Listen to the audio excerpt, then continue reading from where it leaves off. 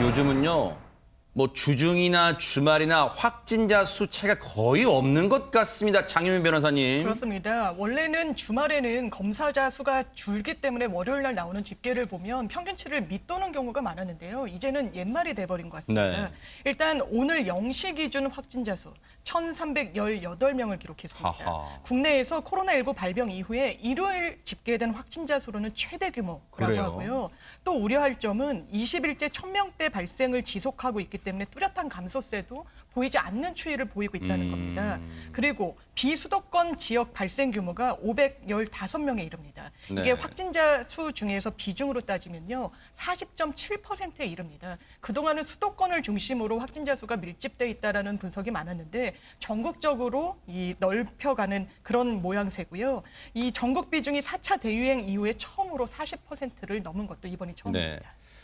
애초에 수도권의 거리두기 4단계 굵고 짧게 2주 만에 끝내겠다는 다짐, 방역당국의 다짐은 사실 이제 물 건너가게 돼서 머쓱하게 됐는데 지금 더 우려가 되는 게 비수도권의 감염 확산의 심각성이 더 커지고 있다는 겁니다. 관련 얘기 들어보시고 이어가 보도록 하겠습니다. 최근 일주간 코로나19의 국내 발생 확진자는 일평균 1,465.1명으로 직전 한 주간 대비 8.7% 증가하였고 전국에 걸쳐서 확산세가 지속되고 있는 양상입니다. 수도권의 급증세는 정체된 모양새이나 풍선 효과, 또 휴야철의 이동량 증가로 비수도권의 대도시 및 여행 지역을 중심으로 증가세로 전환되면서 4차 유행이 지속 확산되고 있습니다. 아니 박성배 변호사님, 비수도권 지역에 확진자가 폭증하고 있으면 이걸 그냥 가만둘 수는 없잖아요. 예, 그렇지는 않습니다. 비수도권 전체에 대해서 27일 0시부터 다음 달 8일 24시까지 사회적 거리두기 3단계가 적용됩니다. 27일이면 내일이네요. 그렇습니다. 이미 어허. 거리두기 4단계였던 강원도 강릉과 양양 중에서 이 강릉은 3단계로 하향 조정되는 셈인데 그 반면에 대전광역시는 비수도권 광역 지자체 중 처음으로 4단계가 적용됩니다. 다만 인구 10만 명 이하 군 지역은 확진자 발생이 적고 풍선 효과 발생 우려가 낮다고 보고 지역 상황을 고려해 자율적으로 결정하기로 했고요. 이 중대본이 지자체 의견 수렴 결과 모두가 선제적인 3단계 적용 필요성을 공감했다고 합니다. 네. 이렇게 되면은 김유진 아나운서 내일부터 그러면 뭐가 어떻게 달라지게 되는지 좀 설명 좀 해주세요. 네, 일단 4명까지만 모일 수 있는 사적 모임 금지 조치는 연장이 되고요. 자정까지 운영할 수 있었던 식당이나 카페, 노래 연습장 등 이런 다중이용시설은 10시까지만 매장 영업이 가능해집니다. 네. 그리고 지금 휴가철을 맞아서 이곳에 사람들 많이 붐비죠. 해수욕장이나 공원 등지인데요. 네. 이곳에서 야간 음주나 취식 할 수 없습니다. 네. 또 한 가지 숙박시설에서는 파티나 행사를 주관할 수 없게 되고요. 더불어서 한 객실당 4인까지만 이용이 가능하다는 점도 염두에 두셔야겠는데요. 또 결혼식이나 장례식, 친족 여부 상관없이 49명까지만 참석할 수 있고요. 상견례나 돌잔치도 인원 제한이 불가피해진다는 점도 알아두셔야 할 것 같습니다. 네. 어제 이와 관련해서 문재인 대통령도 언급을 했습니다. 그 내용도 들어보시고 이어가 보도록 하겠습니다. 수도권 거리두기 강화에 따른 풍선 효과와 함께 휴가지 중심으로 이동량이 많아지며 비수도권 확진자 비중이 35%를 넘어서는 등 전국으로 확산되고 있는 양상이 뚜렷합니다. 그에 대한 대책으로 비수도권에서도 내일부터 거리두기 단계를 3단계로 일괄 상향하는 등 강화된 방역 조치를 시행하기로 했습니다. 그런데 최진봉 교수님, 예. 이 문 대통령의 어제 발언이 중앙재난안전대책본부 회의 때 어제 상황에서 내일부터 시행하겠다. 그럼 오늘부터 시행한다는 거잖아요. 근데 지금 저희가 전해드린 건 모레, 그러니까 내일 27일부터 하는 거잖아요. 근데 왜 애초 오늘부터 한다고 했던 걸까요, 대통령은? 원래 계획은 오늘부터 하려고 했었는데 네. 종대본 회의를 했어요. 그러니까 아하. 중앙방역대책본부 회의를 하는 과정에서 지자체들이 의견을 냈어요. 뭐라고요? 왜냐하면 너무 갑자기 시행을 하다 보면 준비가 안 돼 있다. 아. 그러니까 어제 발표하면서 오늘부터 한다 그러면 준비가 부족하니 하루 더 연장해 달라고 요청을 했고 네. 중대본에서 그걸 받아들여서 그럼 준비 기간을 하루 더 갖고 화요일부터 시작을 한다라고 정정하는 메시지를 던졌습니다. 그러니까 대통령은 아마 오늘부터 하는 걸로 생각하고 말씀을 하셨는데 중대본 회의 과정에서 지자체들이 강하게 건의를 했고 그 건의를 받아들여서 그러면 하루 더 연장해서 화요일부터 적용하기로 결정을 했다라고 발표를 했습니다. 이렇게 되면 이제 내일부터 비수도권도 3단계가 되면서 여러 가지 이제 생활 제약도 따를 거예요. 그렇다면 비수도권 이 주민분들, 시민분들의 반응은 어떨까 궁금합니다. 장윤민 변호사님. 네, 일부 지역에서는 불만의 목소리도 나오고 있습니다. 왜냐하면 지역별로 확진자가 나오는 추이가 좀 다르기 때문에 이걸 일괄해서 규제하는 게 과연 타당한가 이런 목소리들도 있는 건데요. 일단 이와 관련한 중대본의 설명은 이렇습니다. 현재의 확산세를 감소시키기 위해서는 정말 어쩔 수 없는 조치였다. 이게 불가피한 조치였기 때문에 양해를 구한다는 입장을 내놨고요. 또 하나는 풍선 효과를 막기 위해서 전국 단위로 통일된 3단계 조치가 불가피했다라는 겁니다. 왜냐하면 어느 지역은 규제를 완화하고 어느 지역은 규제를 강화하면 또 완화된 지역으로 사람들이 몰릴 수가 있기 때문에 이 부분까지 고려했고 또 전문가와 지자체들도 의견을 같이 해서 최종적으로 낸 안이라는 게 중대본의 설명입니다. 네. 그런데 늘 말씀드리지만 코로나가 사람 가리면서 오지는 않잖아요. 코로나 탓에요.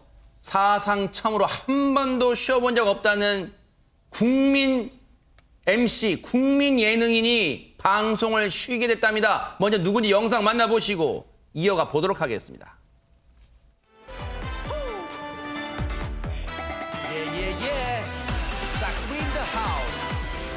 흐르는 시간 속에서 너와 내 기억은 점점 희미해져간다. 끝난 줄 알았어.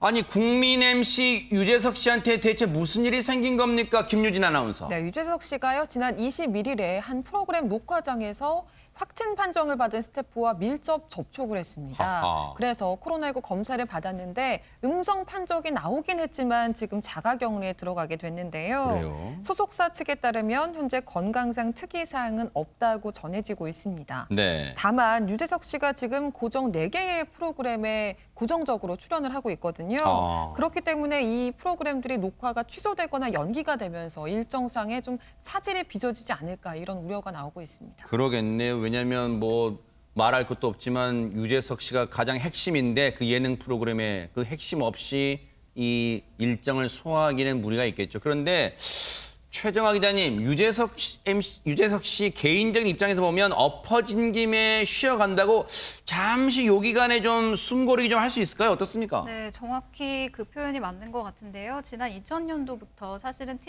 이 텔레비전에 유재석 씨가 안 나오는 그 시기가 있었나 생각해보면 없었거든요. 그래요. 그러니까 쉴 새 없이 계속해서 예능 프로그램을 통해 이 대중에게 기쁨을 줬습니다. 하하 씨, 굉장히 절친한 방송인이죠. 하하 씨가 이 유재석 씨의 삶에 대해서 이렇게 얘기를 한 적이 있는데요. 나는 그렇게는 못 살겠다. 일단 유재석이 아침에 새벽 6시에 일어나서 신문을 먼저 보고 와하. 그리고 뭐 바둑을 둘 때도 있고 네. 일단 하루에 운동은 무조건 3시간씩 하고 야하. 그리고 틈이 나면 영어랑 한문 공부도 한다. 나는 저렇게 못 산다라고 이제 재치 있게 얘기를 하기도 했었는데 네, 거의 사실- 최진봉 교수님의 삶은 거의 비슷한데요. 네. 네, 그렇죠. 네, 그렇습니다. 최진봉 교수님과 비슷한데 네. 이렇게 20년 만에 처음으로 긴 휴식을 갖게 된 이 유재석 씨를 향해서 많은 누리꾼들이 그동안 사실 너무 고된 스케줄이었다. 푹 쉬고 건강하게 돌아왔으면 좋겠다라고 이야기를 하고 있습니다. 네. 사실 요즘 유재석 씨가 나오는 광고 중에 그 생명보험 광고가 있더라고요. 그런데 거기 보면 이 나이가 한 해 한 해 들어갈수록 자기 몸이 달라진다는 걸 여실히 느낀다. 그런 뭐 말이 있어요. 그래서 아마 그런 걸 생각해봐도 개인적으로 잠시 쉬는 시간을 갖는 것도 에너지 충전하는 좋은 기회라고 생각합니다. 자, 그런가 하면요. 진짜 여전히 우리를 불쾌하게 만들고 분노하게 만드는 일이 계속해서 터지고 있습니다. 영상 만나보시고 이어가 보도록 하겠습니다. 문 여세요. 문 열으면 감기가 나갑니다. 안에 사람 있는 거 아니고 문 여세요. 단속 나왔습니다.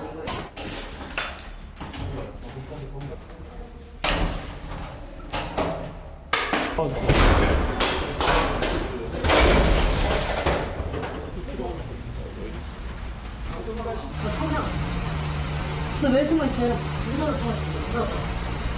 급하게 핸드폰도 다 놓고서 다 도망갔네요. 문 두드리고 단속하는 거를 알아내서 그랬나?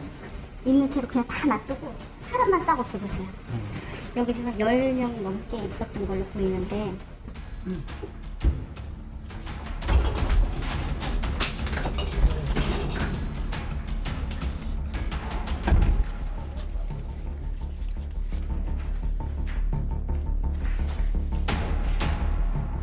이건 침해 아니야 이거?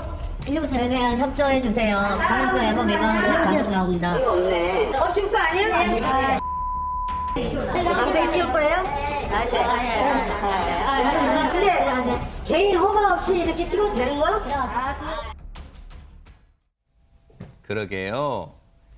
뭐든지 머중간하게 아는 게 무서운 겁니다. 뭐 많이 어디서 막 얘기 들었나 봐요. 법치국가 아니야? 이거 인권 침해 아니야? 이거 다 방송 화면에 쓸 거 아니야? 뭐 뉴스는 많이 평소에 접하셨나 보네요. 세상에 그렇게 저렇게까지 저 지하 퀴퀴한 냄새 나는 그런 데까지 가서 숨으면서 술 마시고 싶습니까? 최진봉 교수님. 창피한 줄 아는 거죠, 본인도. 그게 얼마나 잘못되는지 아니까 저런 행동하는 거 아니겠습니까? 저게 방송 타면 본인 얼굴에 먹칠한다는 거 본인 알면서 저런 행동하는 거잖아요. 모르면서 하는 게 아니에요. 지금 말씀하신 것처럼 저렇게 찍히면 본인이 얼마나 창피한 건지 아니까 냉장고 뒤에 뭐 밀실 만들어요. 거기까지 숨는 거 아닙니까? 당당하다면 왜 숨습니까? 나와서 얘기하지. 본인 뭐 인권 침해라고 얘기하시는데 인권 침해의 문제가 아니고요. 야, 저 냉장고 뒤로 다 가려놨네, 밀실을. 냉장고 뒤로 밀실을 만들어놨어요. 진짜.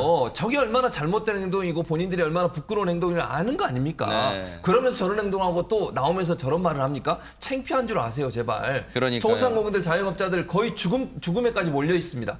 이렇게 방역 수칙 안 지키고 저런 행동을 하니까 결국은 소상공인, 자영업자들이 더 어려운 거 아닙니까? 온 국민이 정말 휴가도 못 가고 2명 이상 모이지도 못하는 상황입니다. 네. 이런 상황에서 뭐 저기 술 마시고 또 심지어는요 지금 이게 경기 남부 북부 경찰청하고 지자체가 합동 단속한 거거든요. 고양시의 한 유흥업소 같은 경우는 네. 이게면 성매매까지 불법 영위에 성매매까지 알선하기도 하고요. 저걸 다 예약제로 한대요. 몰래 예약제로 받아가지고 문 잠궈놓고 저런 못된 행동을 하고 국민들을 화나게 하는 행동입니다. 더워서 죽겠는데요. 그렇지 않아도 저런 사람 보면 얼마나 화가 나겠습니까? 지금 17개 업소에서 85명이 적발됐어요. 하하. 정신 못 차리는 사람 너무너무 많습니다. 그러니까요. 제발 좀 정신 똑바로 차리세요. 국민들을 네. 화나게 하지 마시고. 저 철딱선이 없는 어른들 엄한 처벌받아 마땅하고요. 경기도의 집중 단속 얘기 나온 김에 현장 단속에 직접 팔 걷어붙이고 출동한 분이 있다고 하는데요. 누굽니까? 김유진 아나운서. 네, 지난 22일 경기도는요. 안양시의 한 유흥주점이 불법으로 영업을 한다라는 제보를 받고 현장을 급습했는데요. 이날 단속반을 이끈 건 바로 이분이었습니다. 네, 불법 영업 제보를 받고 유흥업소를 찾은 경기도 단속반. 지금 문고리를 뜯어내고 현장에 들어가고 있는데요. 이번 단속을 이끈 건 이재명 경기지사였습니다. 오호, 네. 이재명 경기지사의 진두지휘 아래 버젓이 영업을 하고 있는 유흥업소 현장을 적발한 단속반 40여 명. 현장을 샅샅이 뒤진 끝에 소파 뒤 밖으로 통하는 비밀 통로까지 발견을 했는데요. 네. 이번 긴급 단속으로 방역 위반 손님과 종업원 등 7명이 적발이 됐다고 합니다. 네.